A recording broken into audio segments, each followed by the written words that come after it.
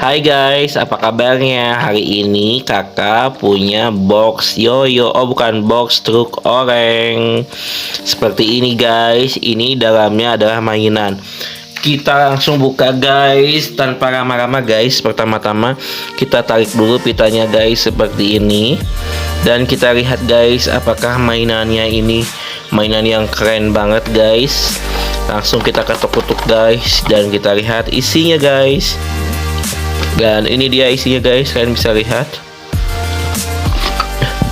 Ternyata guys, isinya ini guys, isinya mobil-mobilan yang zaman dulu warna hitam. Dan kita dapat kartu guys. Kartu apa ini guys? Kalian bisa lihat.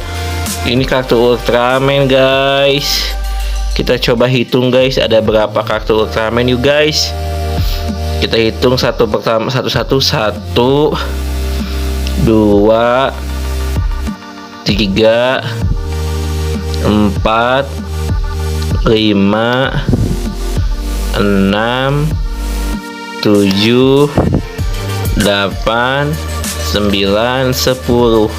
Kita udah dapat 10 kartu Ultraman guys. Ini kita hitung sisanya ada berapa ya guys.